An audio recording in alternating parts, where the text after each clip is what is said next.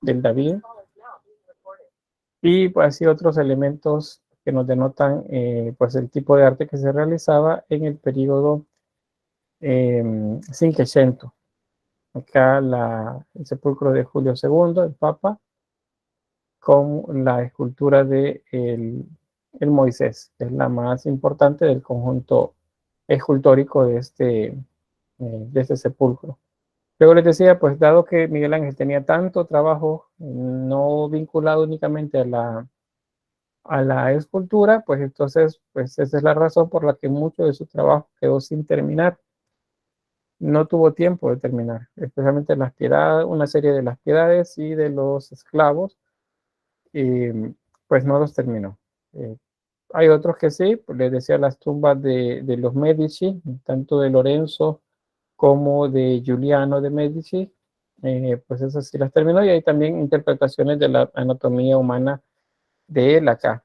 No es al 100% fiel la anatomía, hay algunos elementos que no corresponden y para la época pues son completamente eh, que sea interpretaciones de él. No podemos decir, miren, se equivocó.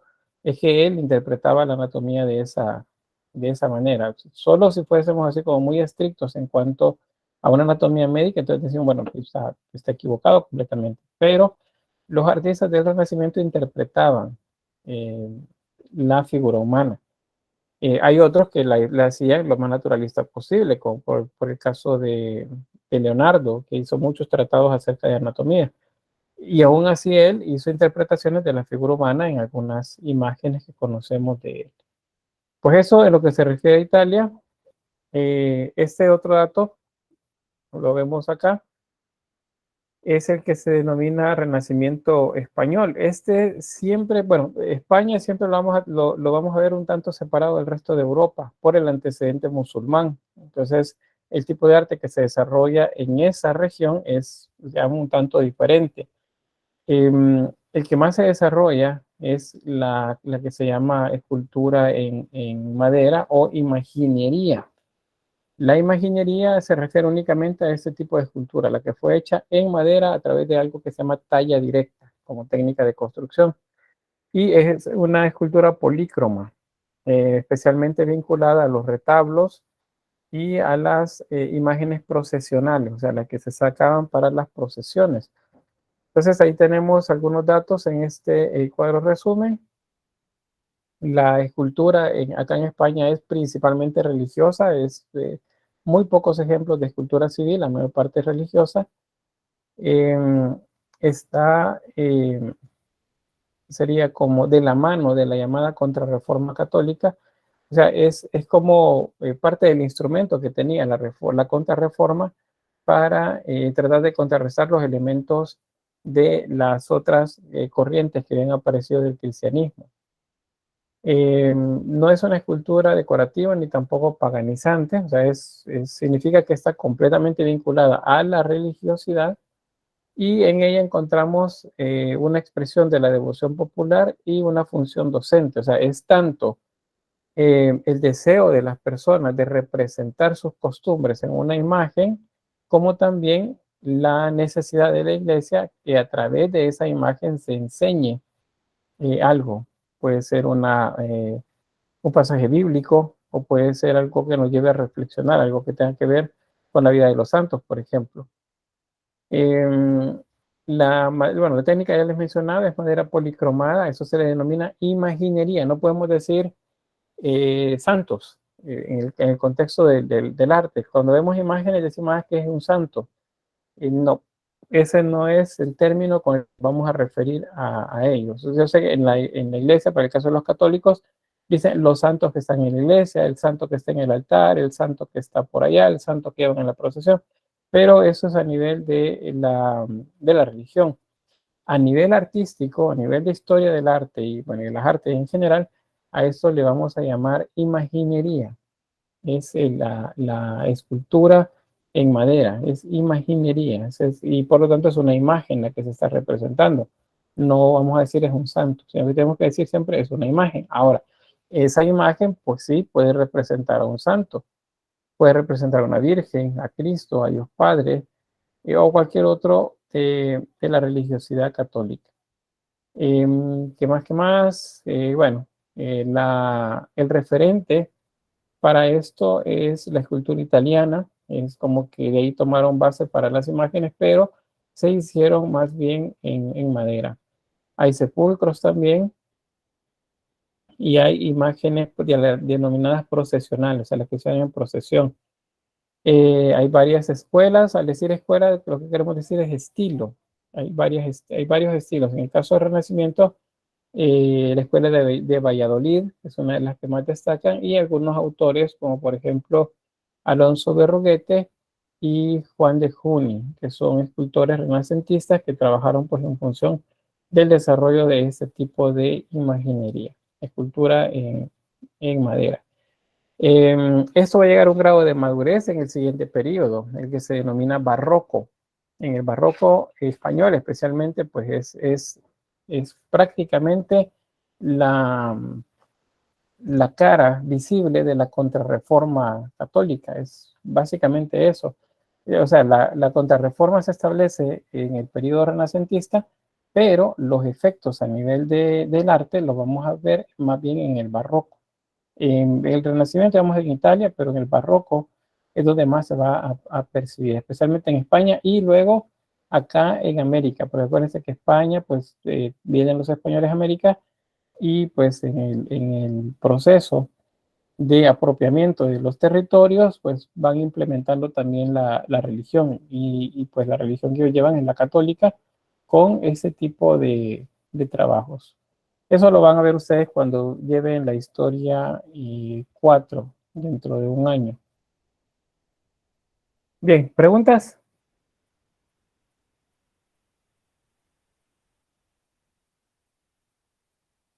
Lolic.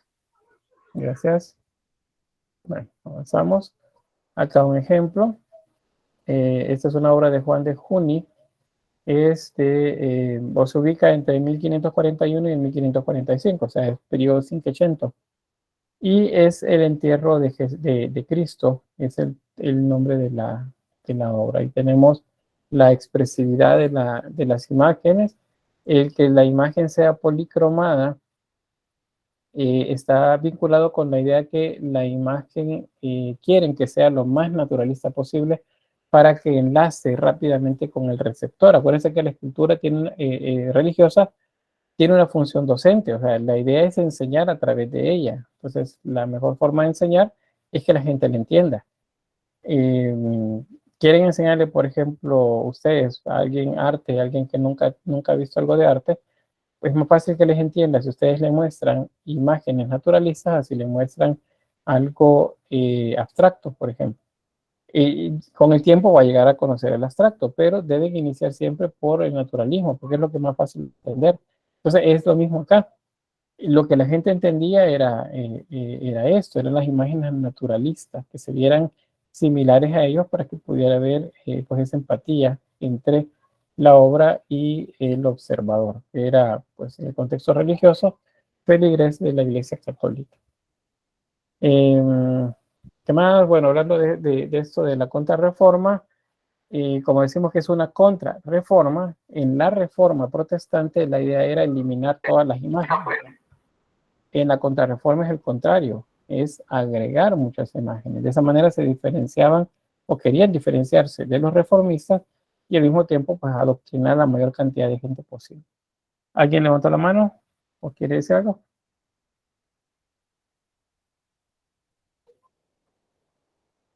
¿No? Veamos aquí en el chat. Alejandra dice, entonces toda esa escultura es hecha en madera. Sí, efectivamente, toda esta escultura es madera. No vamos a ver la técnica acá, sino que la vamos a ver en el barroco, pero les adelanto un poco sobre esto. No es una sola pieza de madera, o sea, no creamos que esto sale de un bloque de madera, sino que son muchos bloques de madera, muchos troncos, los que sirvieron para la construcción de la imagen. Puede ser que de una pieza ensamblada, es que a partir de ensamblaje, pues salga esto que vemos acá. La imagen de Cristo pudo haber salido tanto de un solo bloque de madera como de dos bloques de madera también, igual las que están en el fondo. no pensemos que es un solo bloque. Lo que hacen luego es juntar las piezas para generar la composición. Eso es lo primero. Acuérdense, está en madera. Eso sería lo segundo. Lo tercero es que para pintarla deben preparar la madera. Entonces se debe, digamos, de curar. Se hace primero se procede a sellar la madera de manera que no absorba la pintura o el líquido, en este caso el óleo, por ejemplo, que lleva la pintura, sino que primero se impermeabiliza, luego se prepara, digamos como si fuese un lienzo, se prepara con un tipo de pintura y cola, luego se lija hasta que queda completamente lisa la superficie y entonces se comienza a pintar.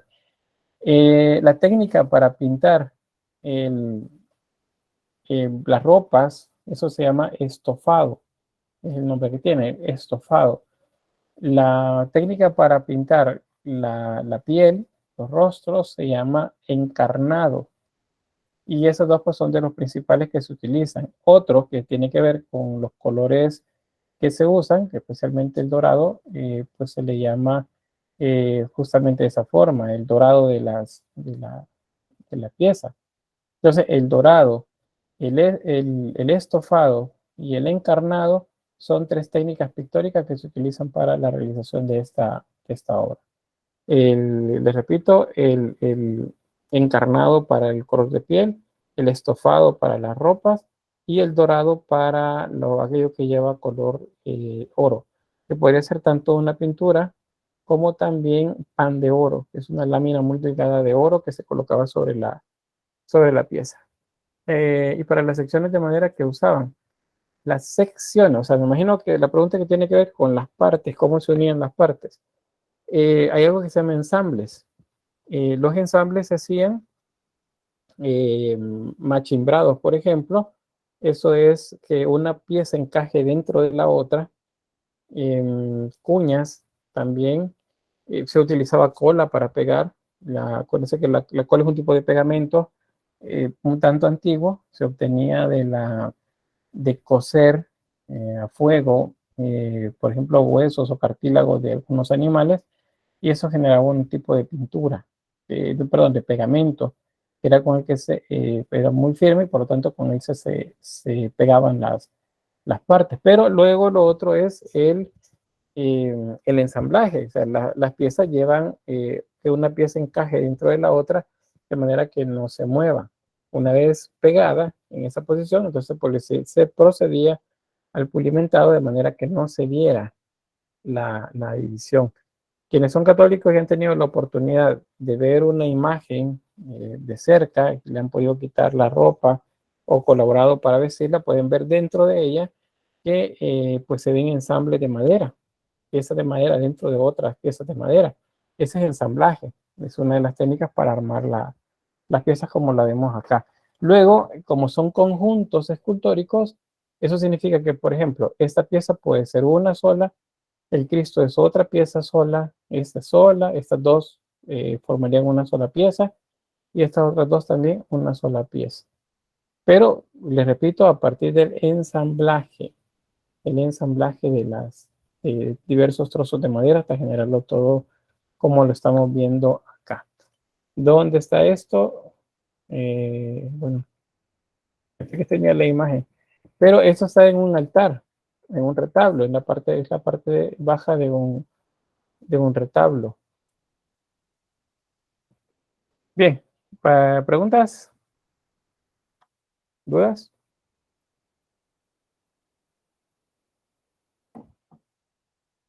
¿No? ¿Estamos bien? Avanzamos. No, licenciado. Muy bien. ¿Se les da mantenimiento? Pregunta Alfredo.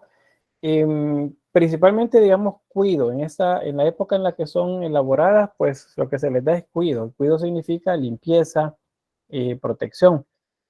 Muchas de estas, con el paso del tiempo, se vuelven oscuras. Y luego vienen los restauradores actuales y luego la pieza queda pálida y a la gente no le gusta porque le cambiaron el color al santo. Dicen, y no, lo que sucede es que hay un proceso de oxidación en el pigmento y se vuelve oscura la pieza. aunado también a que estas imágenes estaban compuestas en altares y bajo, bueno, en la parte baja del altar se colocaban velas y las velas producían humo y el humo producía hollín. Ese hollín que se pegaba es el que poco a poco iba volviendo oscuras las piezas. Entonces el mantenimiento se les daba en función de limpiarla, principalmente limpiarla. Si alguna ya se dañaba, entonces pasaba por las manos otra vez de un artesano o del artista para que le hiciera reparación. En aquel momento haríamos reparaciones. Actualmente se habla de restauración y las restauraciones deben ser certificadas, o sea, deben cumplir con varios requisitos. Entonces, sí hay, digamos, actualmente mantenimiento. Antes no era tanto, sino más bien el cuidado que se les daba. Bueno, Tomás, todo claro, me dicen por ahí. Acá hay dos imágenes. Este es, ¿cómo se llama? San Sebastián de Alonso Berruguete. Y este es el sacrificio de Isaac de Alfonso Berruguete también. Antes de pasar a explicarles, esto me parece interesante, la pregunta de Rolando. Dice, ¿y cómo se combatían las termitas?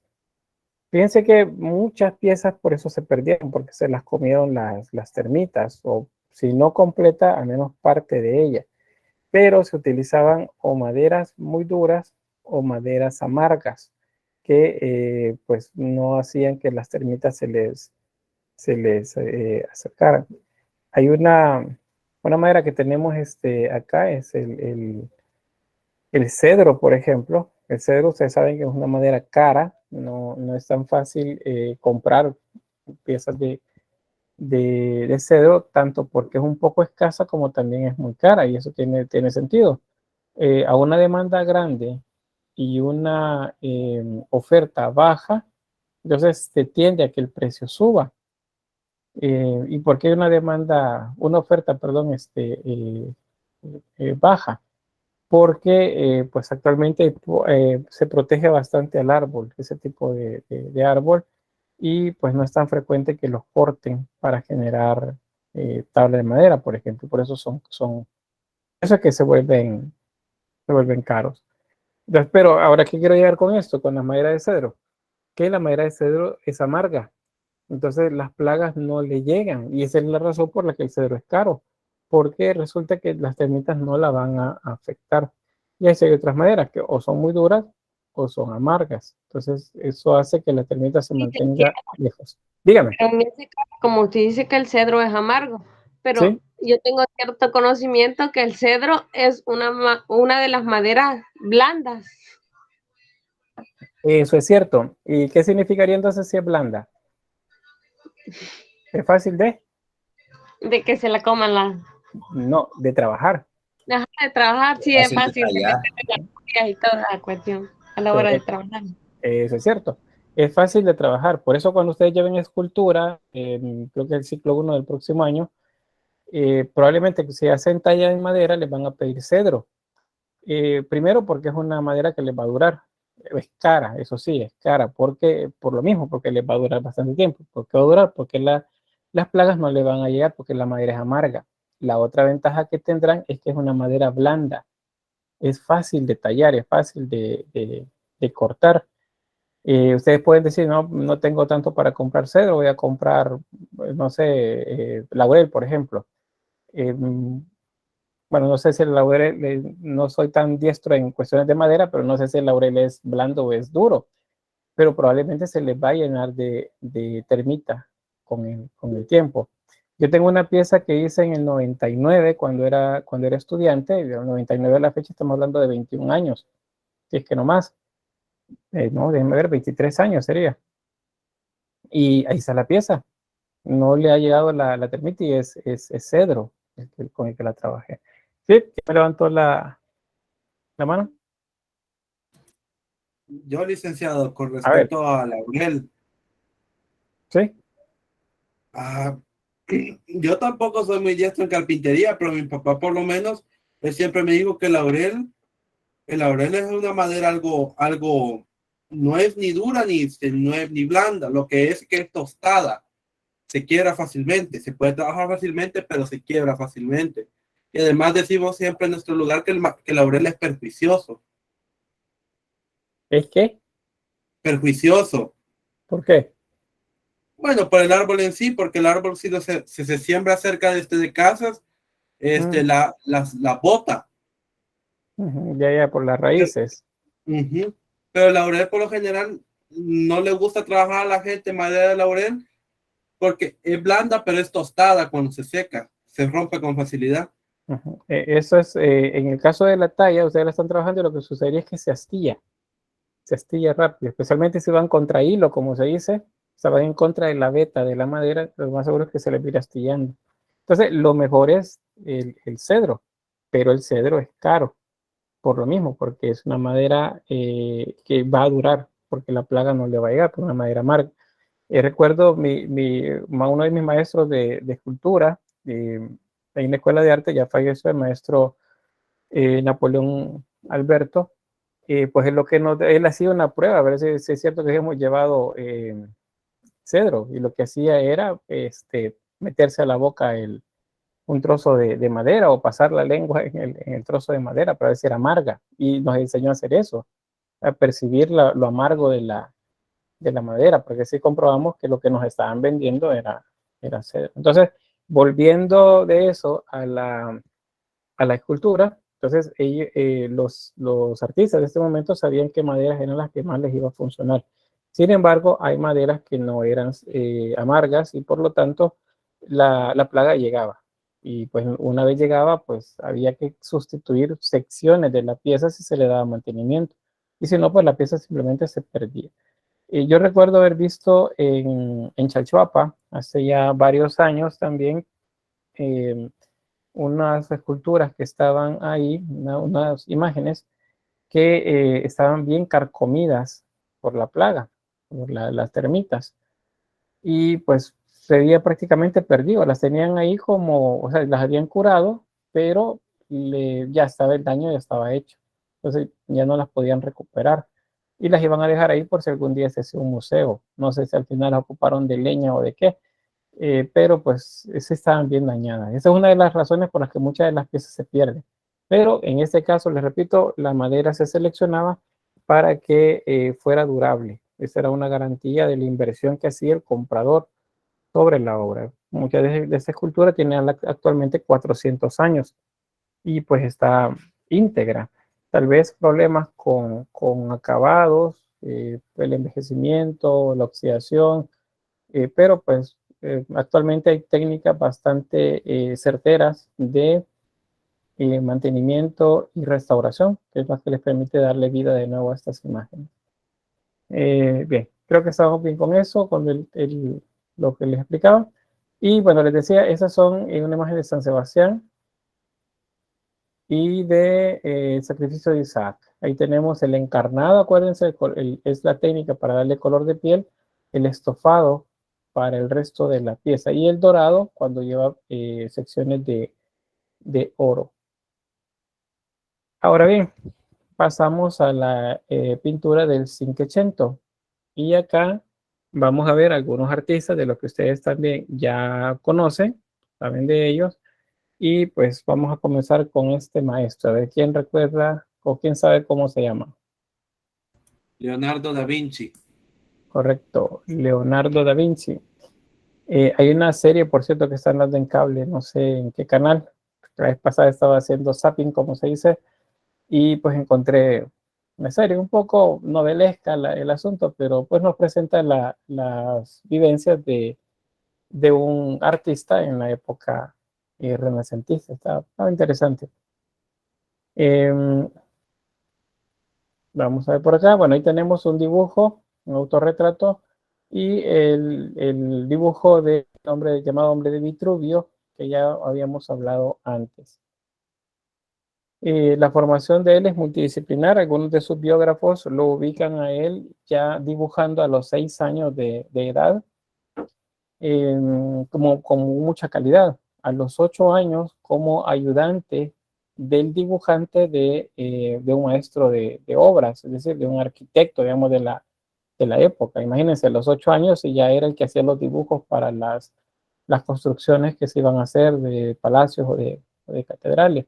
Eso habla pues que era un joven precoz Ya a los 12 años, pues ya estaba trabajando en talleres, aprendiendo muchas de las técnicas de sus maestros. Em, Se sabe de él que fue un hijo fuera del matrimonio, pero su padre, los padres biológicos, ¿qué sería? Se lo llevó para darle formación. Entonces, él aprendió con buenos artistas acerca de las técnicas pictóricas y el arte de tanto arquitectura, escultura y pintura. Luego, ya él comenzó a formarse estudiando cada vez más. O sea, ávido de saber, siempre estuvo pendiente de aprender algo nuevo cada día, tanto de los libros como del medio ambiente. Una persona muy creativa también que lo llevó a hacer muchos inventos, muchos de ellos que no se pudieron realizar por la falta de recursos en su momento. Tenemos algo de esto. No sé, ¿qué conocen ustedes de Leonardo da Vinci? A ver, díganme, a ver si coincidimos en algo.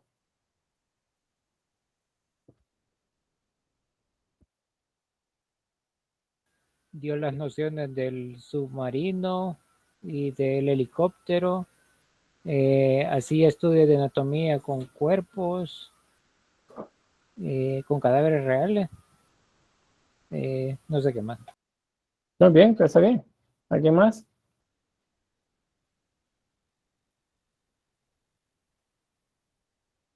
Pues es Sí. muy conocido, no me acuerdo una vez si nos pasaron anatomía, habían sacado un libro donde estaban las anotaciones de Leonardo de sus estudios de anatomía, que eran muy buenos, hasta parecieran de enciclopedia actual. Pues bien, aquí hay una imagen que a la derecha puedes ver ahí la representación que él hace de músculos. Él tenía acceso a cuerpos. Eso no es común, no creamos que era como tan fácil conseguir cuerpos para diseccionar y estudiarlos, porque pues en un contexto religioso en el que se dice que el cuerpo es el templo del Espíritu Santo, entonces los cuerpos no pueden tocarse una vez están fallecidos. O sea, hacerlo supondría un pecado.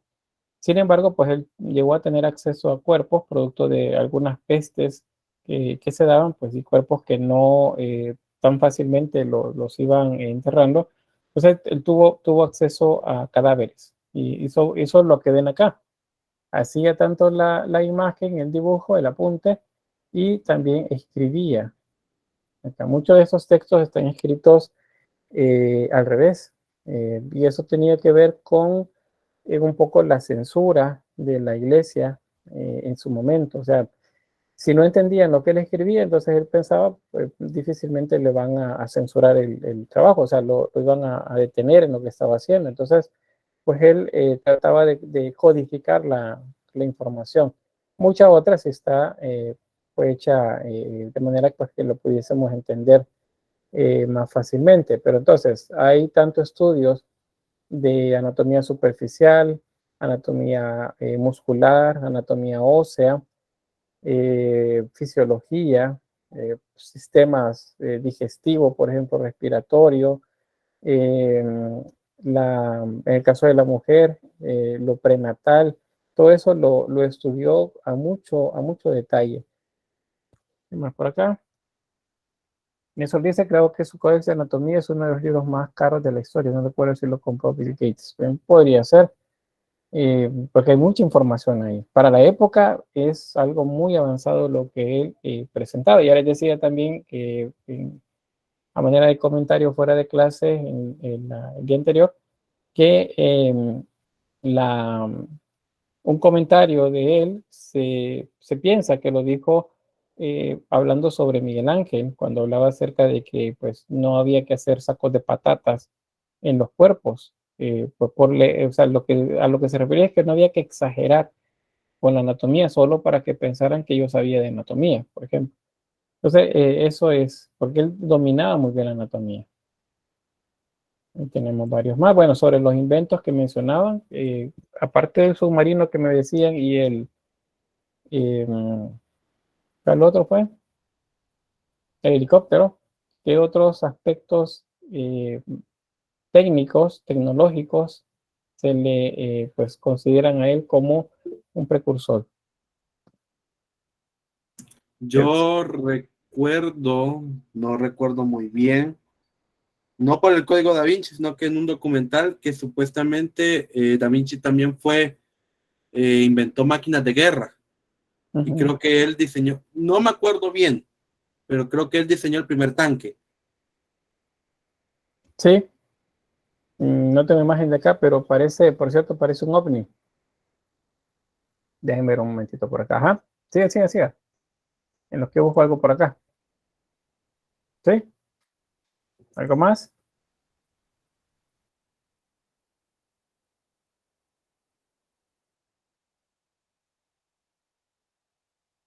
Lo que más que dicen.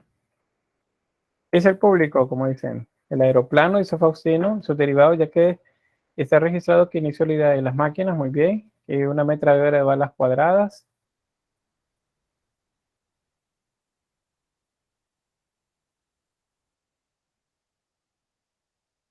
Vamos a ver, voy a presentar acá.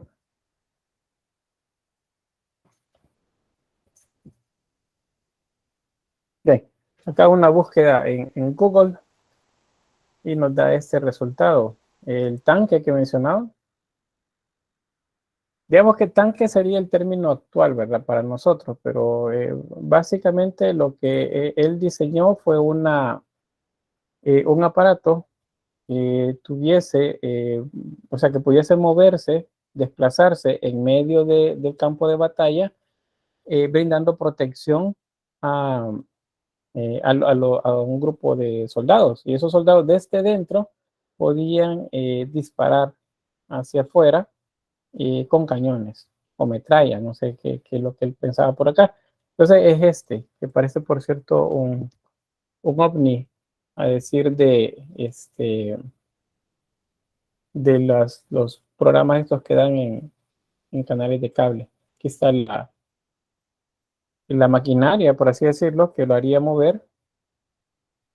Claro, es como un carruaje cubierto por un carruaje acorazado sería. ¿Alguien iba a decir algo? Fue como Julio Verne en su época, me dice por ahí. Eh, Algo así, algo como Julio Verne, pero Julio Verne lo que hacía era escribirlo. Y Leonardo da Vinci lo que pretendía era venderlo. ¿Alguien más iba a levantar la mano? Creo que también en sus apuntes tenía la ballesta, ¿verdad? Ballesta, Sí, creo que era. la ballesta, aquí estaba una super ballesta, porque era de tamaño descomunal, de manera de destrozar carruajes o volar puertas de los castillos. Tengo un comentario por acá. Bueno, dos tengo. Natalie dice era aficionado a los efectos de espejos en sus obras. Vi una vez, sí, esto que les decía de escribir como a manera de códigos. Y Michelle dice, honestamente siento que este diseño es más interesante, dice que el que ahora conocemos. Sí, podría ser. ¿Alguien más? ¿Veo algún micrófono abierto por ahí?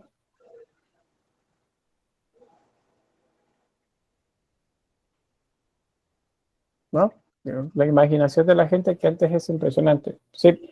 Fíjense que la falta de recursos es la que hace que la creatividad despegue. De ahí que actualmente la creatividad esté un tanto baja, digamos, si lo comparamos con otras épocas, porque estamos demasiado, o sea, tenemos resuelto mucho de nuestra vida. Entonces no tenemos espacio como para ser creativos o creativas. No sé quién quiere hablar ahí, tengo un micrófono abierto y si no me verifican ahí quién lo tiene encendido.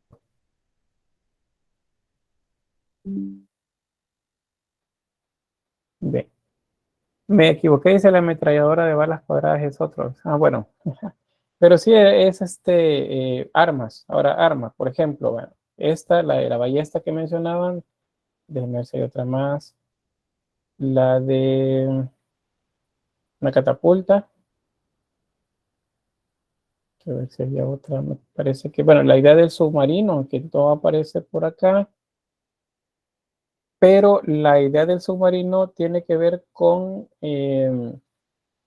la, la venta de armas hacia los enemigos de Venecia, porque la idea, igual, el traje de escafandra, como si fuese un buzo, era para ser vendido a los enemigos de Venecia, porque de esa manera podían acercarse a los barcos bajo agua y dañarlos, sabotearlos, para que les fallaran. Y bueno, es una cantidad pues, bastante amplia de inventos de Leonardo, ¿no? Lo del el planeador, eso no puedo decir que es un avión, pero aunque la idea es, eso es lo que nos da, pero es como un planeador, lo que quería hacer, como un ala delta, como se le conoce actualmente. Pues ahí está el diseño. La idea era que aleteaba según él, pero no lo logró hacer funcionar. Esta es una máquina, por cierto, autómatas. Muchos dicen, el primer dron de la historia. Este lo que hace es conservar energía y luego multiplicarla. O sea, se le da, digamos, un empujón. Aunque se fijan ustedes los juguetes de cuerda, ustedes lo tiran hacia atrás, lo sueltan y sale con mucha velocidad hacia adelante. Algo así es esto, eso es como un instrumento, perdón, una máquina de cuerda, de manera que la energía se podía multiplicar e impulsar el pequeño carruaje hacia adelante. Casi como otros dicen, es un robot, lo que él estaba planteando acá. Por eso yo, otros más contemporáneos dicen, era un dron lo que él hizo. Son términos nada más diferentes. Lo cierto es que es una máquina que bajo principios básicos de conservación de energía podía movilizarse sin que la gente lo empujara consecutivamente, sino que solamente se accionaba una vez y luego él se movía solo. Y así otros más. Ahí podríamos pasar una clase completa hablando de ese tipo de máquinas, las máquinas de Leonardo. Según algunos de sus biógrafos también, está la escafandra que les mencionaba. La idea era vendérselo a los enemigos de Venecia para que estos fueran a sabotearle las naves a los venecianos. Y bueno, es otra más. Máquinas de guerra. Él tenía partido con alguno de digamos, de los mecenas o de los gobernantes de estas naciones. Pues no, él simplemente lo que quería era vender. Se los ofreció a uno, no se lo quiso comprar, pues entonces se movía donde el otro para que el otro a ver si se lo compraba. Lo que él quería era venderlo, producirlo y luego venderlo. Entonces no era así como que quisiera pues solo hacer algo para ayudar a la humanidad, por ejemplo. No, aquí era vender. Ahí tenemos la idea del submarino. Y así pues muchas máquinas más. No sé, ¿algún comentario más? No, pues cerramos por aquí lo referido a esta introducción a la obra de Leonardo da Vinci.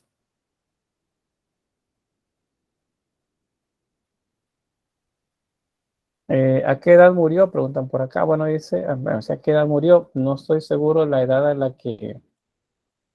que murió. Veamos, vamos a preguntarle a Google.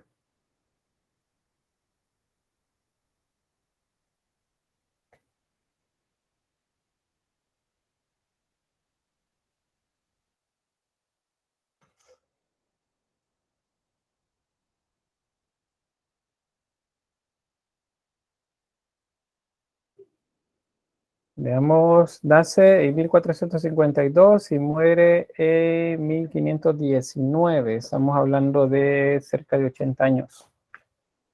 Vamos a ver, 48 más 19. 68 años, como 67 años más o menos. Sí, 67 años, ahí ya lo confirmé. 67 años sería la edad de fallecimiento de Leonardo da Vinci. Pues es joven si lo comparamos con la edad actual de como esperanza de vida nuestra, pero tomen en cuenta que estamos hablando del Renacimiento y la edad promedio de aquella época eran quizás los 50 años como tope. Entonces, que haya vivido 20 años más significa que vivió una buena vida.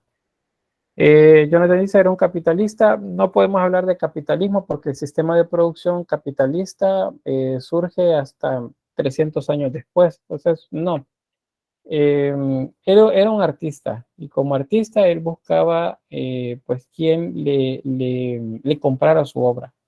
Eso es lo que él hacía. Él se movía de reino en reino, de mecenas a mecenas, tratando que le compraran sus productos, su obra. Y pues eso es lo que hacía.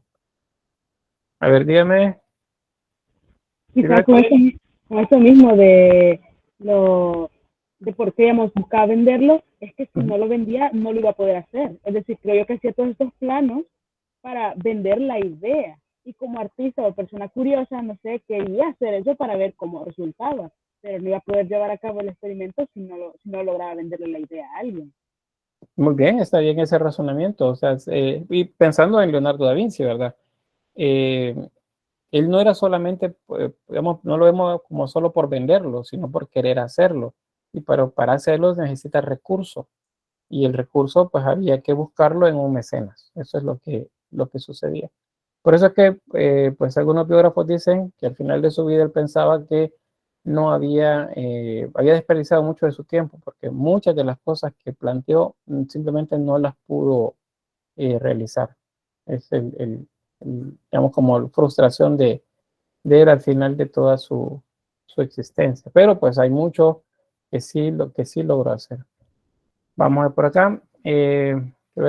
Rolando dice, ya investigué bien y se hizo una ametralladora de varios cañones. Es lo que les mencionaba, que sí había un arma de percusión repetitiva. Bien, vamos acá. Esta es de Leonardo da Vinci, pero se considera que esa es una obra en la que él colaboró. O sea, es la primera obra en la que aparece el estilo propio de Leonardo da Vinci, siendo un adolescente bajo la tutela de Verrocchio, que ese sería el maestro con el que se le puso a aprender. Según la anécdota también, Verrocchio dijo, no, pues yo no vuelvo a pintar después de esto, porque pues a la gente le gustó mucho esto, que es la parte de la obra que consideran muchos estudiosos corresponden a la obra de Leonardo. O sea, la mano de Leonardo estaría acá y acá el resto es de Verrocchio, su maestro. Entonces, pues ahí está la anécdota. Si era cierta o no, pues no sabremos exactamente, pero así se dijo, que Verrocchio dijo, no, ya no pinto más, dado el nivel de perfección con el que manejaba la pintura y los instrumentos, pues el joven Leonardo. Y tenemos, el tema es el bautismo de Jesús. Ahí tenemos a Juan el Bautista, el símbolo de Juan. Por cierto, vamos a ver luego que hay una predilección de Leonardo por el tema de Juan el Bautista. Y lo vamos a ver por la posición de la mano. Esta posición de la mano de Juan el Bautista se va a repetir. No siempre tiene algo en la mano, en este caso una pequeña,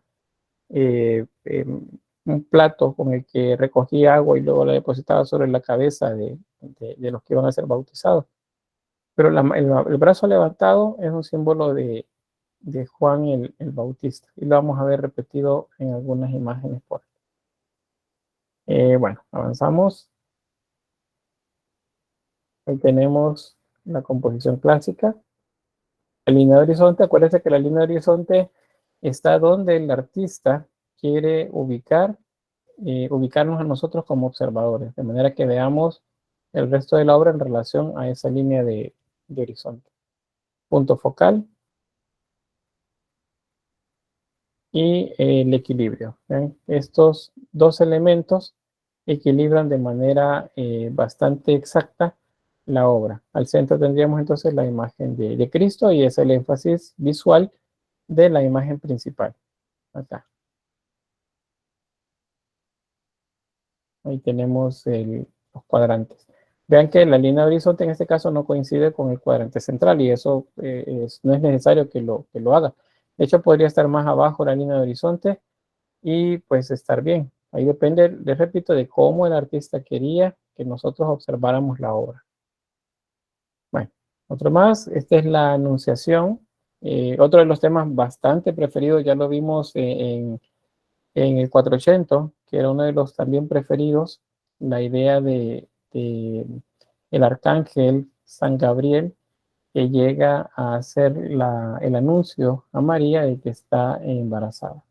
Noten la delicadeza de la imagen, tanto de la Virgen como del arcángel. Acá, en el Renacimiento, ya se los había mencionado, los ángeles se vuelven andróginos. Antes del Renacimiento, los ángeles son masculinos. Después del Renacimiento, los ángeles se vuelven un tanto femeninos.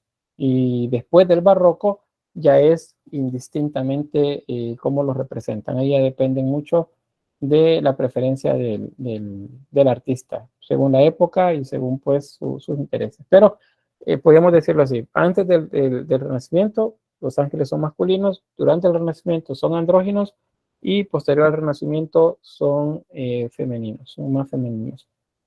Ahí tenemos las imágenes. Vean lo pomposo de los vestidos y el detalle también muy esmerado de la representación de relieves en mármol. El paisaje también, ¿cómo se dice? Unas fugas bastante amplias o unas perspectivas bastante profundas que nos permiten ver pues a la lejanía. Entre tantas afirmaciones que Leonardo hacía en sus tratados de pintura, él decía que el aire que nos rodea era de color azul y que mientras más aire hubiera entre el observador, que sería en este caso el artista, y el objeto que está pintando, más azul debería de verse ese objeto. ¿Qué es lo que él estaba explicando? Aunque no podemos decir que lo hacía de manera exacta, pero es una explicación para hace 400 años, es una muy buena explicación de esto y cómo resolverlo luego en la obra. Él lo que está explicando es esto, que mientras más se aleje el paisaje, se vuelve más cercano al color del fondo, del cielo de fondo. Entonces, en ese sentido tendría lógica lo que decía, ¿verdad?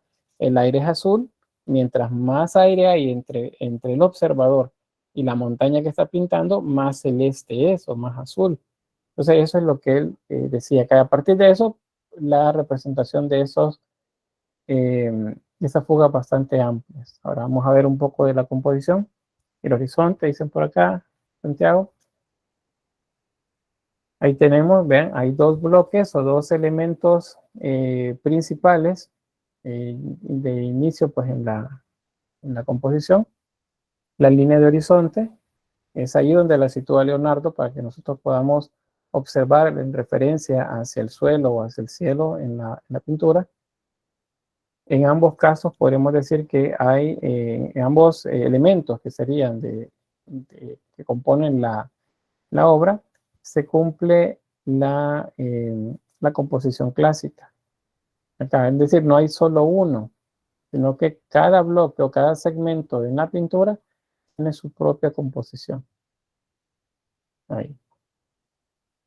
Luego las líneas de fuga. Acuérdense, estas las estoy tomando de la arquitectura y de lo que se puede marcar también en el suelo.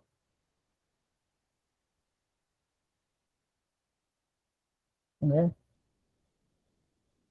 Y ahí tengo el punto de fuga.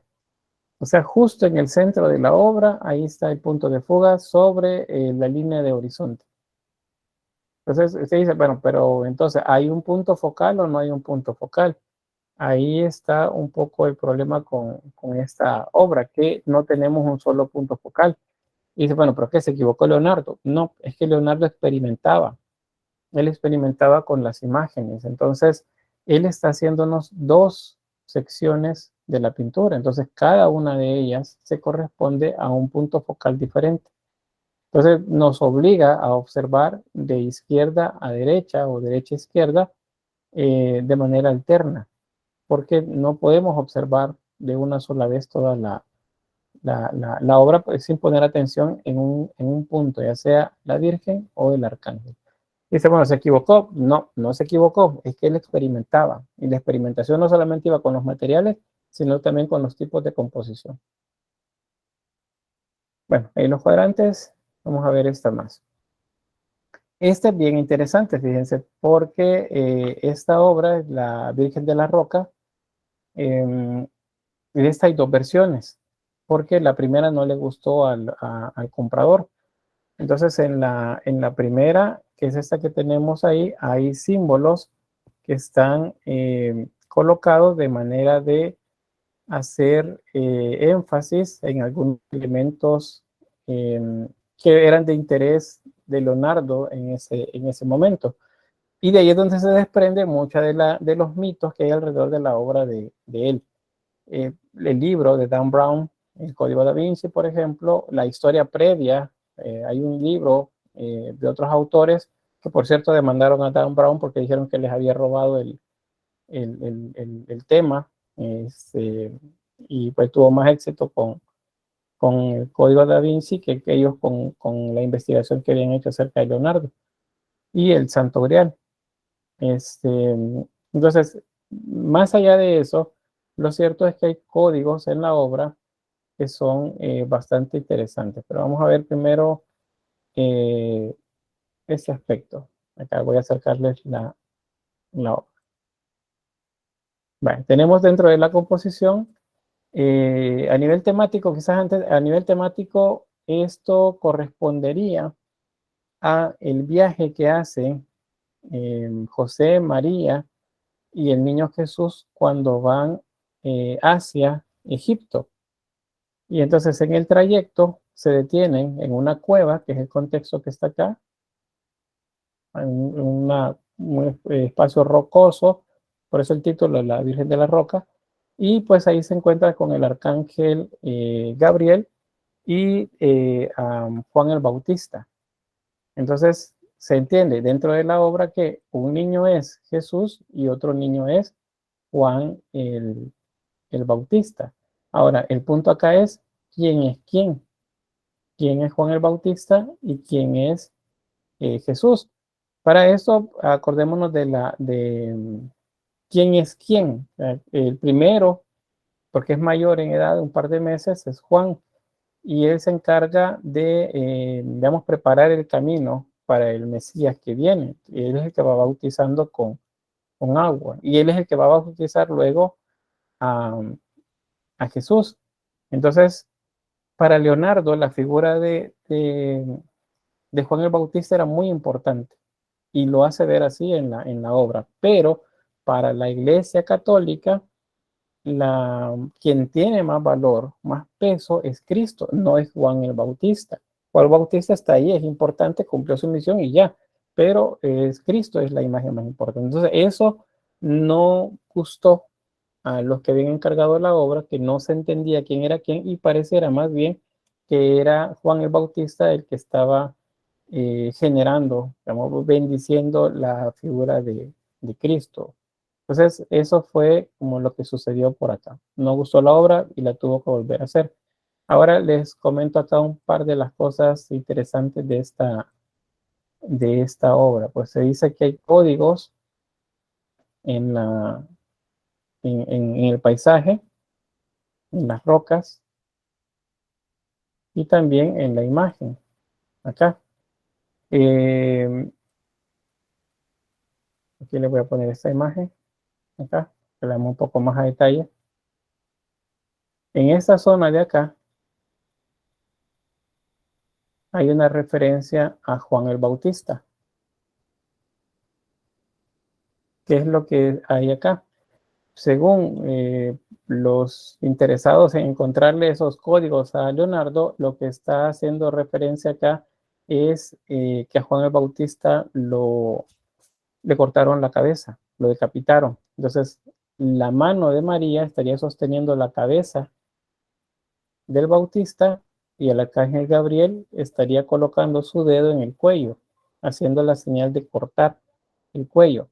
Este símbolo lo vamos a ver más adelante también en la Última Cena.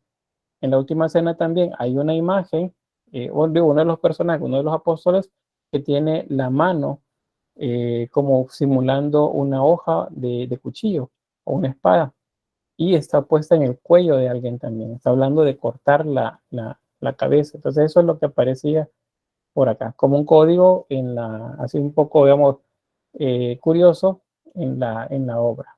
Leonardo, les repito, tenía una predilección por el tema de Juan el Bautista, que se por acá. Bien, ¿comentarios?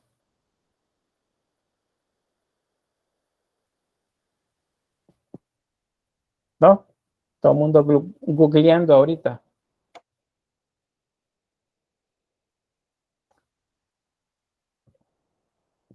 No. Bueno, ¿no están googleando o no hay preguntas o comentarios? No, no hay pregunta, licenciado. Bien, Todo gracias. claro, Lee. Muy bien, Carlos dice, pensaba que Juan era el de la izquierda, este personaje de acá. Pues eso es lo que genera confusión. ¿Cuál es Juan? ¿De la izquierda o de la derecha? ¿A quién está bendiciendo a quién? O sea, debería ser Cristo bendiciendo a Juan. Y en ese caso, este Juan, este es Cristo. Pero la referencia a Juan está acá, decapitado. Entonces, este debería ser, que sería lo contrario, ¿verdad? Dice, ¿por qué parece que le está pidiendo que lo bautice? Podría ser, como que se hace la genuflexión o se hinca como para esperar eso. Y de hecho hay agua a la par, fíjense, acá. Hay agua en esta zona. Eso es la referencia también al bautismo. Bien, pues no le gustó la obra. Y bueno, primero la vamos a hacer esto antes de seguir con teorías de la conspiración. Bueno, dice que sí, por eso dice, vi que esa obra, la Anunciación, dice, la ponen a modo de espejo. Al contar las dos imágenes, así normal, dice, la del modo de espejo, María aparece sentada en un trono y queda al centro. Bueno, podría ser también esa idea. Acuérdense que es cierto, Leonardo trabajaba con espejos a veces, de manera de generar efectos que solamente fueran percibidos por aquellos que entendieran eso. Bien, ahí tenemos, la primera es la línea de horizonte, esa que ven ahí, está ubicada a la altura de la cabeza de María. Tenemos la composición clásica, está constituida por el cuerpo de este pequeño de acá y el cuerpo del arcángel Gabriel. Y ahí tenemos la composición que nos deja a María en el centro. También encontramos la parte de arriba, eso que les marco ahí con amarillo, eso es paisaje. El paisaje en Leonardo va a tener bastante, ¿qué sería? Bastante importancia, y siempre va a colocar eso en su obra, paisajes extraños, rocosos, por ejemplo, con perspectivas complejas, pero siempre lo va a tener. El punto focal está acá, es lo que más llama la atención, y engloba los rostros pues, de todos los participantes de la composición. Luego, la perspectiva nos lleva hacia ese punto focal, allá en el fondo. O sea, ahí se fuga prácticamente toda la composición. ¿De dónde salen las líneas? Pues salen de elementos que están en diferentes lugares del paisaje. Y ahí pues la composición en los cuadrantes. Bien, como la obra les mencioné que no gustó, pues en los siguientes años, porque Leonardo no hacía algo de una semana para otra, sino que eran años, pues varios años después, él pues hizo de nuevo la obra y entonces el resultado es este. Vean que desapareció el símbolo a Juan, ya no está la mano del arcángel señalando hacia la imagen de este personaje. Este es un símbolo de Juan. Entenderíamos entonces que este Juan, y este sería Cristo. ¿Quién está bendiciendo a quién? Sería Cristo bendiciendo a Juan. Por lo demás, la obra pues tiene un cierto colorido mayor, las referencias siguen estando ahí, ahora el agua ya no es tan evidente acá, mismo tiene un paisaje rocoso, igual que en el fondo, el paisaje rocoso. Por ahí. La parte del centro de la túnica María parece de papel, sería esta parte de acá, ¿verdad? un tanto de brillo al centro. Los niños se ven feos, dicen, obvio. Hay cuestiones ¿qué sería? De intereses eh, de, que tienen que ver con la época. Es lo que, no le digo moda, sino más bien el ideal de belleza. Eso es, el ideal de belleza de la época pues tiene que ver con este tipo de cuerpos, los cuerpos gruesos. No hay cuerpos delgados. El ideal de belleza de la gente robusta, porque se entendía que saludables, que se alimentaban bien, porque tenían recursos. Entonces los niños chiquititos, así gorditos, pues se veían de esa forma. Los niños, sí, efectivamente, los rostros no corresponden con la edad que pareciera que tuvieran por el cuerpo. Pero bien, esa es la obra que él hizo en lugar de la otra. Dice, si antes Gabriel tenía más fachada, bueno, tenía más apariencia de mujer, este lo hizo mucho más todavía. Eso también es correcto. Ahora se ve más femenino el ángel. Sin embargo, pues la concepción más bien es, en el Renacimiento más bien es andrógino. Ahí tenemos los elementos. Y pues acá está. 1486, 1497. O sea, 10 años después les presentó la nueva versión. Y eso era algo común en Leonardo. Pasar años trabajando una obra. Y por eso tuvo muchos problemas con sus mecenas, porque pues nunca terminaba la obra. Pero es que tenía las dos manos ocupadas, como decimos. Estaba haciendo una cosa y estaba haciendo otra. Estaba estudiando anatomía al mismo tiempo que estaba inventando alguna máquina. Junto ese mismo día estaba pintando y también estaba haciendo escultura, o estaba aprendiendo de botánica, o de aerodinámica, o de matemáticas, o de ingeniería, y un sinfín de etcétera y etcétera. Entonces, es complejo el tipo de vida que llevaba Leonardo. Por eso que el tiempo no le alcanzaba para mucho. Y la composición pues se mantiene, es muy similar a la que estábamos viendo. El punto de fuga se mantiene pues siempre hacia ese lugar, aunque el fondo cambió, ya no es igual. Será por una paleta de colores, dice, pues un poco la paleta de colores es más brillante que la anterior. No se aburría, la verdad, no, pasaba siempre ocupado, pero es que no tenía redes sociales, hombre. No había redes sociales en la época. Eso es una de las cosas que nos está quitando mucho tiempo en la actualidad. Y eso es lo que les decía también. La creatividad está en función a las carencias que se puedan tener. Mientras tengamos más la vida resuelta, menos creativos nos vamos a volver. Aunque dicen, no, pero es que en el entorno virtual hay un montón de cosas que se pueden hacer. Ahí podemos ser ahora creativos. Y sí, hay quienes están despuntando en eso. Pero para los que somos mortales y no estamos inmersos en el mundo digital, eh, el que se nos resuelva la vida a partir de tecnología nos limita el desarrollo creativo. Eso es cierto. Por eso a los niños es un error darles tanto tiempo pantallas, o sea, ya sean celulares, tablets o computadoras. Un niño, bueno, de 0 a 2 años no debería tener ninguno de esos instrumentos en la mano, simplemente no los debe tener, porque no los necesita interactuar con el ambiente, conocer el ambiente, todo lo que es alrededor de él. De 2 años a 6 años, pues 1 hora máxima al día, y entre 6 y 10 años, lo más que debería tener al día son 2 horas frente a pantallas. Si ustedes tienen hermanitos pequeños y pasan prendidos completamente a la tablet o a la pantalla, como se dice, es seguramente que más adelante van a tener serios problemas para interactuar con el mundo y para resolver problemas de la cotidianidad. Ellos seguramente van a ser muy diestros en el entorno virtual. Y van a decir, sí, pero es que dentro de 10 años, cuando ellos estén en el mundo, pues el metaverso es lo único que va a existir. Pues a lo mejor, y entonces en la Matrix todo les vaya bien, pero en el mundo real acá les va a ir bastante mal. Eso es una reflexión a partir de lo que hablábamos de Leonardo, ¿verdad? Tenía tanto tiempo, pero al mismo tiempo tanto que hacer, que no le quedó tiempo para muchas cosas. No es porque no hubiese querido, sino porque el tiempo seguro no le alcanzaba.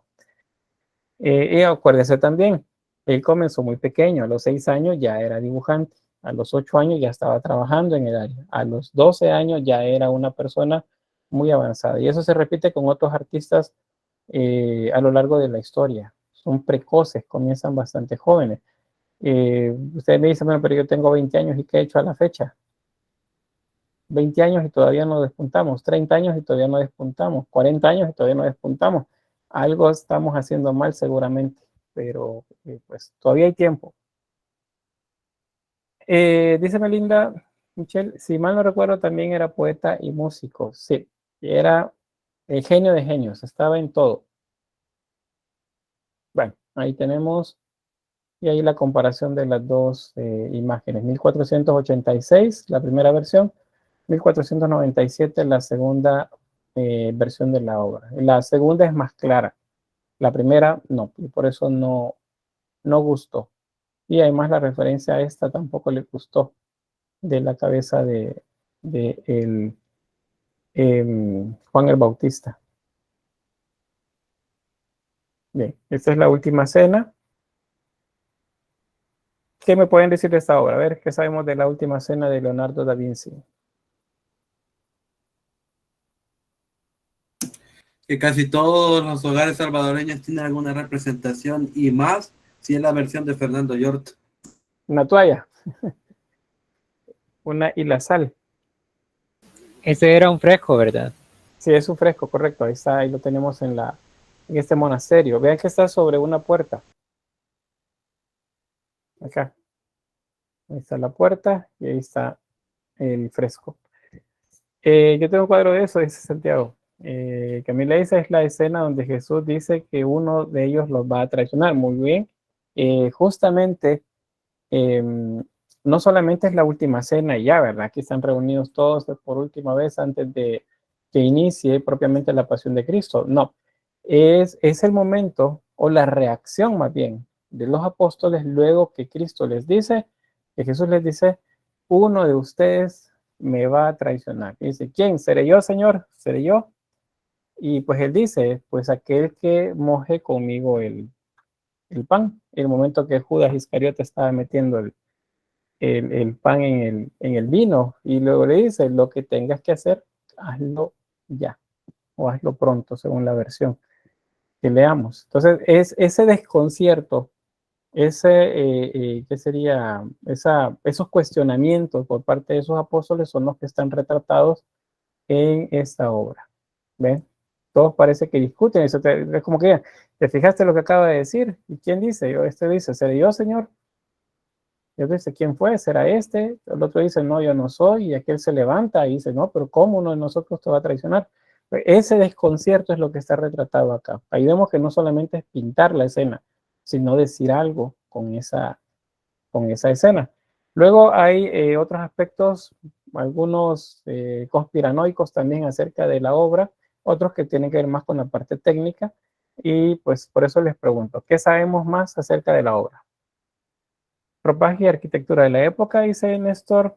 Andrea dice, según recuerdo, Leonardo puso muchos mensajes escondidos en esa obra, pero no recuerdo qué. Pues ya vamos a ver algunos entonces. Santiago dice, siempre pregunto quién es el que aparece al lado de Jesús. ¿A cuál de los dos lados? ¿Al lado derecho de él o al lado izquierdo? Acuérdense que al lado derecho siempre se ubica la persona más importante. A la izquierda es esta. La izquierda es esta. El que parece mujer, entonces es a la derecha. Acá. Sí. Vean, ¿por qué digo a la derecha? Porque es en la pantalla que ustedes están viendo, lo ven a su izquierda. Pero esta no es la izquierda de Cristo, es la derecha de él. Entonces es a la derecha de Jesús. Acá está ubicado Juan el evangelista, Juan el apóstol, el que le dice, este es tu hijo, madre, ahí tienes a tu hijo ahí tienes a tu madre. Ese es el personaje. Este sería Juan el apóstol, Juan el evangelista. Acá, dice, mire, pero tiene apariencia de mujer. Dice, no, pero ¿cómo puede ser una mujer ahí? Si no se menciona que haya existido alguna mujer en ese evento. Hablando del texto bíblico, acuérdense que quienes lo escribieron eran básicamente romanos en territorio griego, o sea, personas que respondían a intereses sociales patriarcales. Entonces, las mujeres simplemente las invisibilizaban. No significaba que no estuvieran ahí, sino que no las pusieron. Entonces, probablemente había mujeres en esa última cena, pero pues no consta en la Biblia. Entonces dicen los cristianos, y pues sí, pero si no está ahí, entonces es porque no pasó. Está bien, desde el punto de vista religioso está bien, pero desde el punto de vista histórico, pues no. Y del artístico, mucho menos todavía, porque lo que tenemos que ver es un poco de iconografía por acá. Entonces, dice Ismael, es María Magdalena o María de Magdalo. Pues esa es una de las historias que aparecen, acuérdense, con una de las culturas prerrománicas que vimos. A ver si se acuerda alguien cuál cultura era.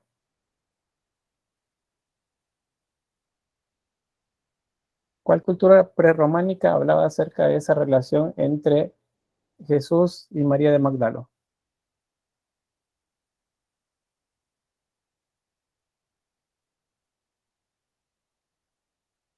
Carolingio, cerca, Ismael. Néstor dice meroviños, correcto.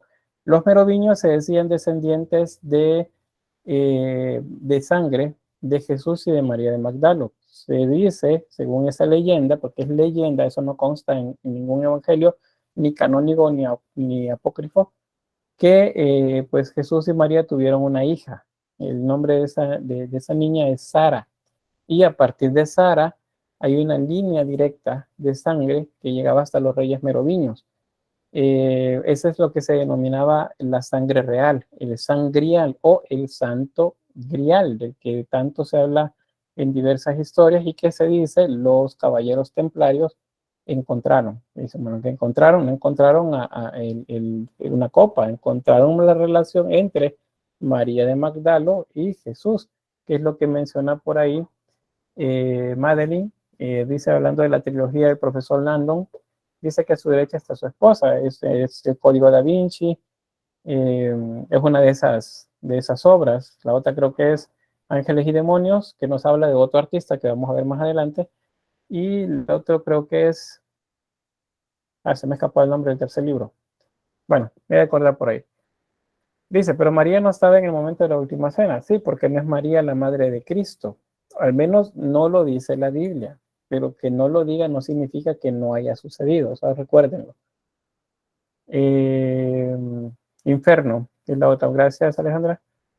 Infierno de Dante, no sé si así se llama. Pero bien, volviendo a la imagen, vamos a ver primero esos códigos. Ya los menciona el libro Código da Vinci, pero les repito, están en unos libros anteriores a él. Dan Brown lo que hizo fue retomarlos y hacer una novela con eso. Y por eso le pusieron una demanda después por derechos de autor. Él habla acerca de que lo que está representado acá no es más que justamente el sangrial o la sangre real. Él lo que menciona es, voy a ocupar el lápizito por acá, que les voy a hacer acá abajo. Los símbolos antiguos que representan al hombre y a la mujer son estos. Este es el que representa a la mujer y este es el que representa al hombre. Este, por cierto, lo utilizan los militares. No sé si ya se han fijado. Este de acá. Los militares ocupan, según la cantidad que tienen, así es el rango que tienen el militar. No sé si lo han... En los escalafones, en esto iban las jinetas. Que habla sobre el libro de Dante. No, que habla sobre el libro de Dante. Dice, bueno, está bien, ya entendí. Bien, vamos a dedicarnos a este de acá. Este es el símbolo de lo femenino. Entonces, el símbolo de lo femenino, según ese análisis que se hace, está acá.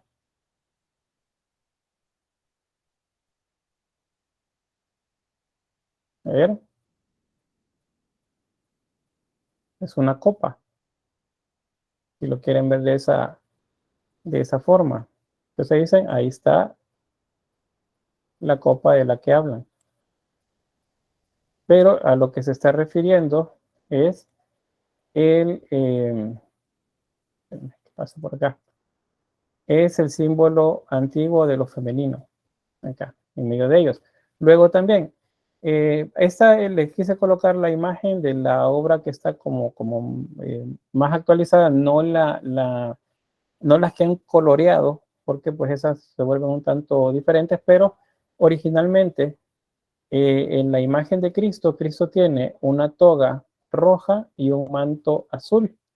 Y la imagen que me están refiriendo ustedes por acá tiene una toga azul y un manto rojo, es decir, es lo contrario. Entonces está hablándonos del símbolo masculino y el femenino acá, en estas dos imágenes. Por eso es que tiene apariencia de mujer. Dicen a quien retrató Leonardo fue a María de Magdalo, no a Juan el Bautista ahí. Y ahora vemos entonces el símbolo acá. Creo que les puse esa imagen. Vamos a pasar de esto.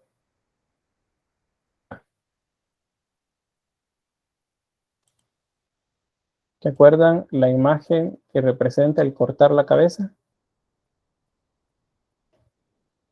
Es esta de acá, la mano de Pedro. Ese es Pedro. Pedro es uno, ahora sí vamos a los evangelios apócrifos, es uno de los que más se oponían a que la figura de María de Magdalo estuviera cerca de Jesús, que no estuviera tan cerca. No recuerdo mucho de ese evangelio, pero sí es uno de los que más reparos ponía, que no debería estar cerca ni de donde anduvieran ellos por ahí. Entonces eso lo retrata Leonardo. ¿Qué significa? Que Leonardo conocía el texto. Sí, había leído sobre eso. Entonces acá, cortar la cabeza también. Esta mano, aunque acá pareciera que viene o que corresponde a la mano de Pedro, realmente está doblada, o más bien la posición que tiene es una mano que sale de atrás de la imagen de este personaje. Este es Judas. Aquí tiene en la mano la bolsa con el dinero. Aquí. Y atrás de él es que sale la mano. Nadie, ustedes, bueno, le dijera, mira, agarra un cuchillo o un lapicero en su mano y doblen la mano de esta forma, y no lo van a poder hacer. Para alguien como Leonardo, que conocía tanto de anatomía y fisiología, pues difícilmente esto lo podemos tomar como un error. Aquí hay algo más, esta mano no corresponde a este cuerpo, es lo que sucede. Entonces, si contamos las manos y hacemos la alusión de que si habían 13 personas, hay 26 manos, pero resulta que al hacer la cuenta nos salen 27 manos ahí, incluyendo esta que va en un sentido contrario a cómo está doblado el brazo de Pedro. Voy a regresar un poco las imágenes. Bueno, lo que les mencionaba ya de la sorpresa, la discusión, el decir, ¿seré yo, Señor? Preguntándose los apóstoles de quién es que los va a traicionar. También que Leonardo no coloca ninguna copa sobre la mesa, sí coloca el pan, sí coloca vasos con vino, ahí está, y recipientes como pequeños jarros de vidrio, o botella sería de vidrio en este caso, sobre la mesa, y vasos con vino. No hay una copa. No hay ni una sola copa acá. Entendiendo que si la obra tenía que ver con lo religioso, dice que pues levantó la copa y dijo, esta es mi sangre, sangre de la alianza nueva y eterna y todo lo demás, pues no hay una copa. Y la obra es un encargo para un monasterio. Entonces, tuvo que haber sido como más cercano a lo que el texto bíblico canónico dice, pero no es así. ¿Y ahora por qué? Porque Leonardo se le plantaba hacer algo, pues, y lo hacía. Él no preguntaba qué sobre cómo querían que hicieran las cosas. Él lo hacía, recibía el encargo y lo hacía según sus también necesidades e intereses de expresión. Otro aspecto sobre esto es que la obra se comenzó a deteriorar desde antes de terminarla. ¿Y por qué? Pues Leonardo era un experimentador y él experimentó con, con compuestos para la mezcla de los pigmentos que iba a ocupar, y resulta que no se adherieron bien a la pared. Entonces el fresco, digamos, falló, no funcionó bien, y desde antes de finalizarse, pues la obra ya comenzó a deteriorarse. Entonces eso, digamos, que atrasó un poco también el trabajo de él por estar reparando lo que no estaba bien. Tardó años en hacer esta obra, no es algo que hizo en un par de semanas, y ahí viene otra de las anécdotas de Leonardo, y es que uno de los monjes de esta abadía pues pidió que Leonardo terminara la obra de una vez por todas, y porque tenía semanas de no llegar.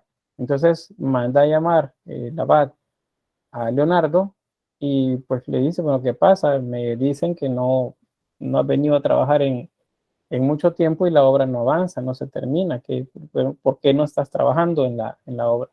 Entonces, según la anécdota, Leonardo replica que él sí está trabajando en la obra. Que no haya llegado no significa que no esté trabajando en la obra.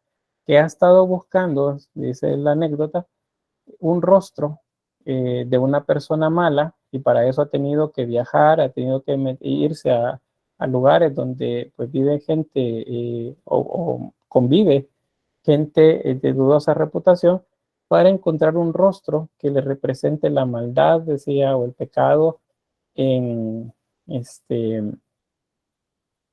¿cómo se llama? En Judas.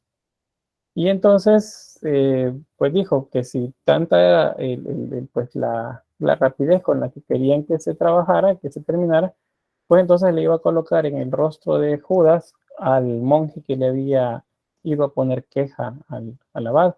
Entonces ahí queda la anécdota, que no se sabe si el rostro de este personaje es o no es el del monje, o si Leonardo al final encontró a alguien con quien representar pues el pecado y el mal de Judas. Eso como parte de las anécdotas.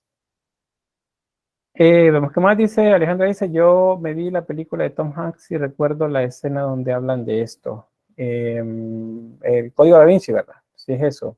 Yo la película la he visto un par de veces, recuerdo, pero más recuerdo el libro.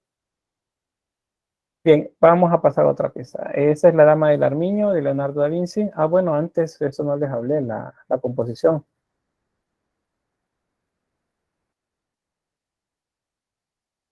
Vamos a eliminar esa copa de ahí. Vamos a reiniciar. Composición clásica. Los bloques compositivos que equilibran la obra izquierda y derecha. Las líneas de fuga, punto focal, punto de fuga. O sea, todo hace énfasis hacia la imagen de Cristo. Acá. O sea, toda la obra nos lleva justamente acá. Ese es el punto central y medular de la obra a nivel compositivo. Ahí ven, justo ahí también en los cuadrantes, ahí aparece la mayor cantidad de énfasis visual también, justo en el centro de los cuadrantes. Y bueno, eso que ya les mencioné.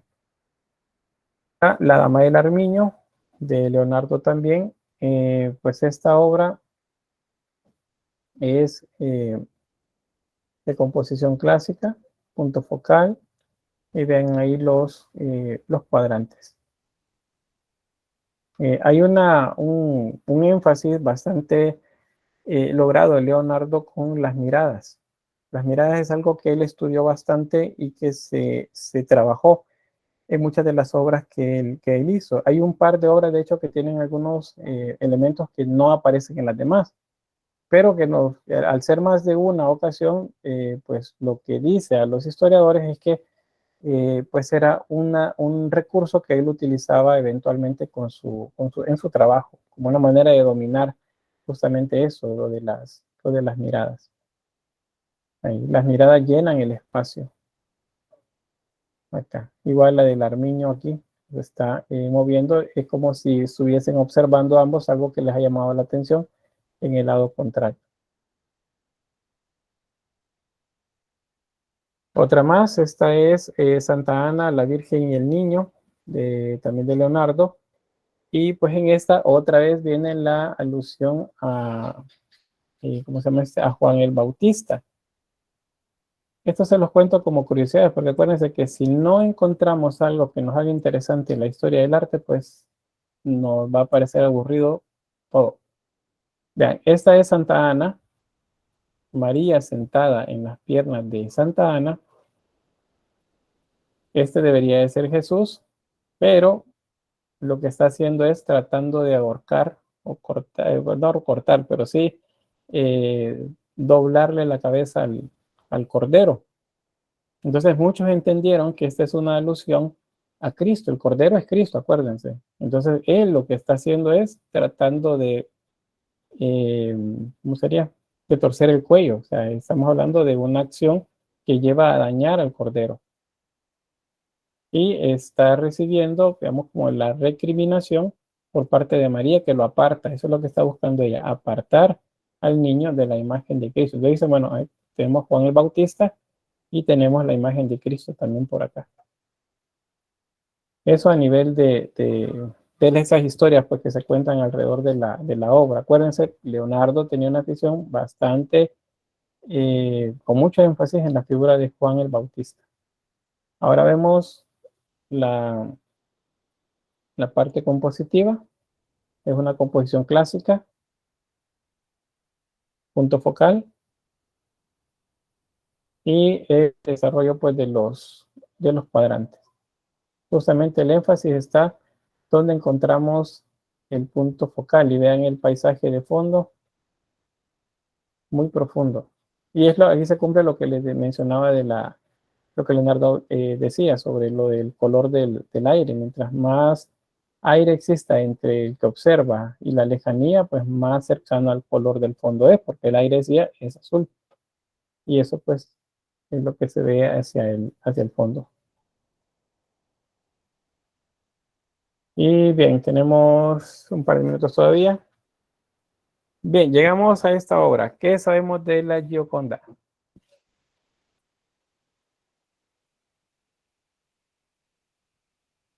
Nada. A ver. ¿Sí, Alexis? Creo que en clases anteriores había mencionado de que supuestamente era au- que era una autoinserción de él. Una autoinserción. Sería como un autorretrato. Sí, eso. Ajá. Perdón, me confundí de palabra. Bien. Sí he mencionado eso en más de alguna ocasión, digamos que no como asunto mío, sino como una de esas historias que hay alrededor de la imagen de Leonardo. Y luego dice, al aplicarle el rostro de él, que sería en efecto espejo sobre el rostro de la Gioconda, resulta que se corresponden métricamente se corresponde el rostro a un autorretrato de Leonardo. Y eso hizo, no, pues entonces es él en versión femenina. Dice que fue la última que hizo, la última obra, supongo, ¿verdad? ¿Qué hizo? Pues hizo más. Esta tardó más de 10 años o cerca de 10 años en terminarla. Y para muchos ni siquiera la llegó a terminar, sino que es una obra inconclusa. Pero pues igual son teorías alrededor de la imagen. Nicole dice que es más pequeña de lo que parece. Sí, tiene alrededor de 50 por 40 centímetros. Es una obra pequeña. Según entiendo, dice que no se conoció quién fue la modelo. Sí, pero algunos biógrafos de Leonardo afirman que es la condesa del Giocondo. Por eso dicen la Gioconda. Es la condesa sería la esposa del conde del Giocondo. Y por eso se conocía como la Gioconda. Luego, la Mona Lisa dice, o Gioconda. Bueno, Gioconda, supongo, dice Rosa. Mona Lisa, ¿qué significa?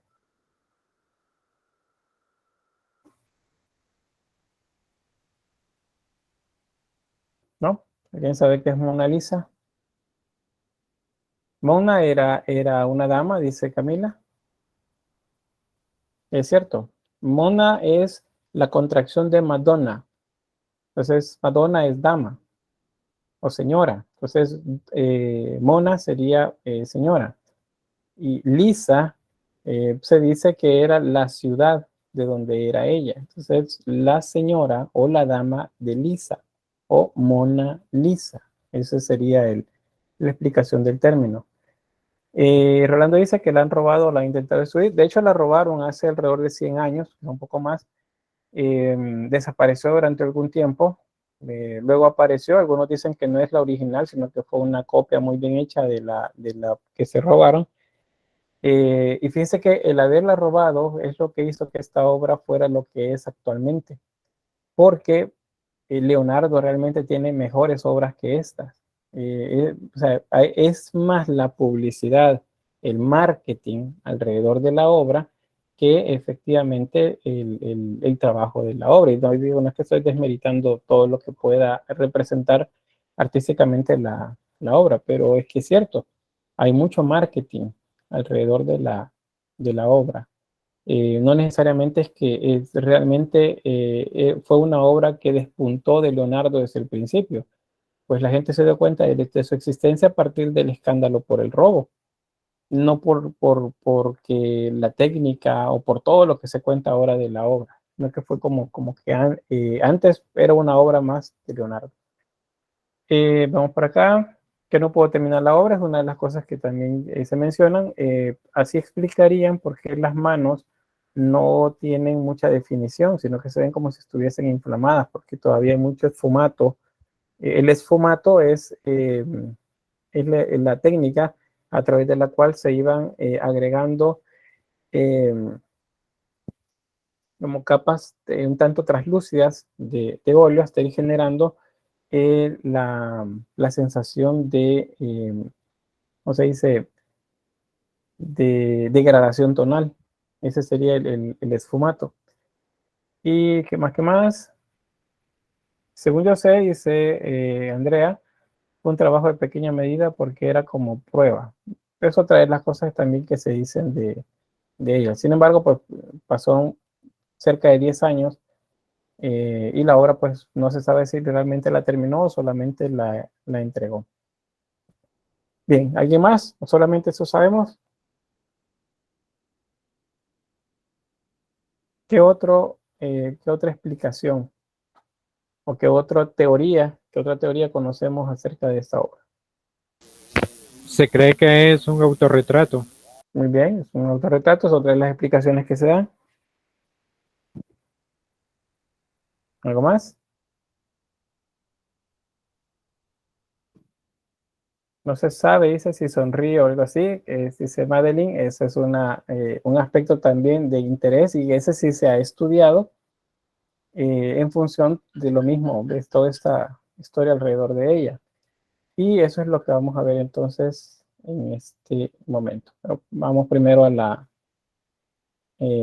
análisis compositivo, composición clásica, punto focal. El horizonte está un tanto,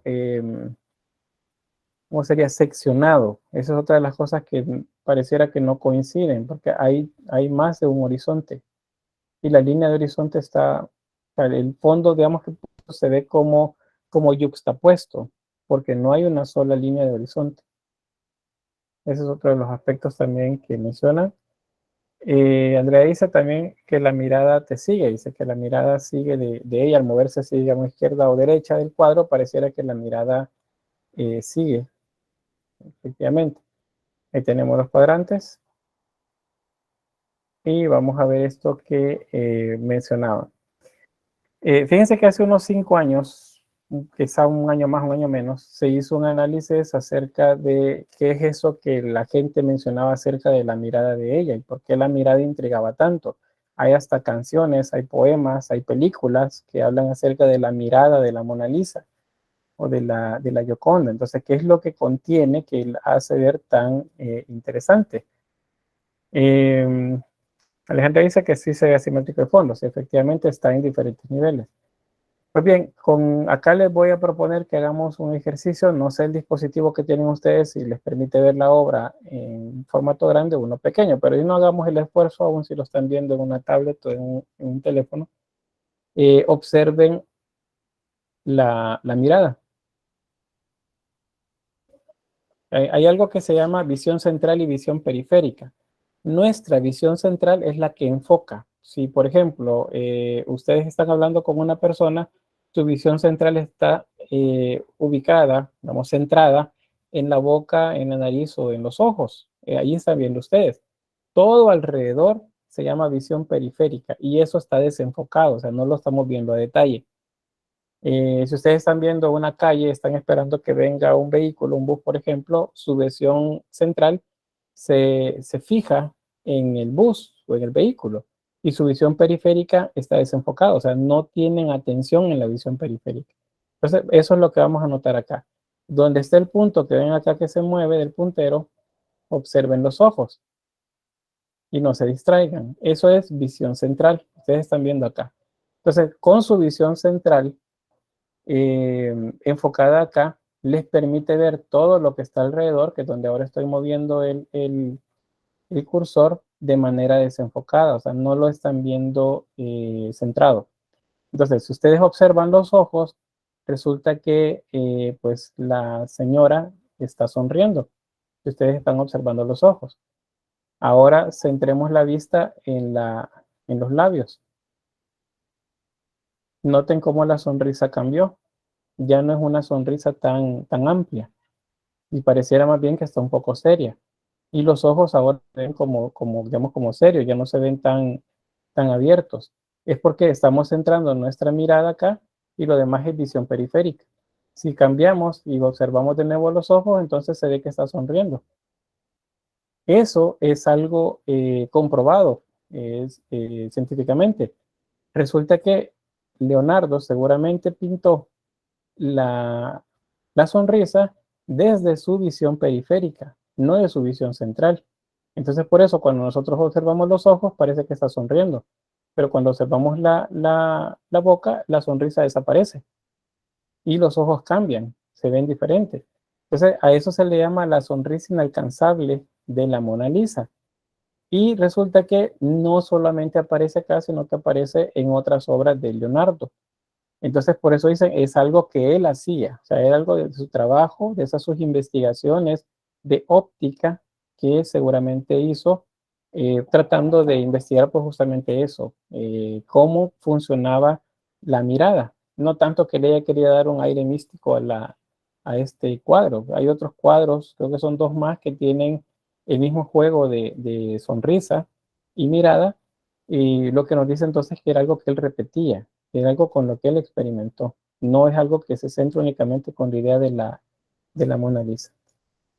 Luego dice Mabel, dice, conozco una teoría que esta pintura podría ser Leonardo y que él hizo su autorretrato, pero versión mujer. Sí, también es una de las que se mencionan acerca de él.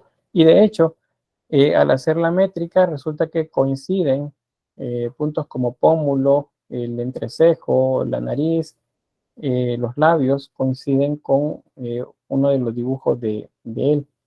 Bien, podría ser, pero también puede ser que él ocupó el mismo canon para este rostro que el mismo canon para hacer el autorretrato de él. Le daría justamente la misma métrica, porque ocupó la misma medida. Bien, creo que estamos por ahí. Voy a quedar hasta acá por cuestión del tiempo. No sé si hay algún comentario más acerca de la Gioconda de Leonardo o de algo más. Voy a tener la grabación, por cierto. Yo oí una historia de que hay dos, creo yo, o al menos dos que se pelean que cuál es la original, porque está, creo, la que está en el museo en Francia, el Louvre, creo, y está otra que está en un museo español, que tienen diferencias, porque por ejemplo la que está en el museo español tiene el fondo más claro y tiene algunas diferencias de colores. Creo que se le notan un poco también el debate de si la Gioconda tenía cejas y está borrado por el pigmento o no, y parece que la que está en España tiene un poco más marcadas las cejas. Hay varias cosas, pero bueno, en el caso de los españoles, o al menos en ese lugar donde está, como siempre, la atracción local, entonces ellos dicen que esa es la verdadera y que parece que fue porque llegó eventualmente, porque esa fue una versión que sí se entregó a la persona original que la encargó y que estuvo guardada durante mucho tiempo porque la guardaron los dueños de la pintura, pero ajá, no, igual lo mismo, no se sabe realmente. Entonces ¿Qué pasa con esa que se extraña? Sí, muy bien, gracias por el dato, Violeta. Justamente, pues, no se sabe realmente si es la versión original, si hay otra o qué pasó con esa imagen. Y hay bastante sobre eso, pero les repito, hay mucho marketing alrededor de la idea de la Gioconda. Bien, voy a tener la grabación.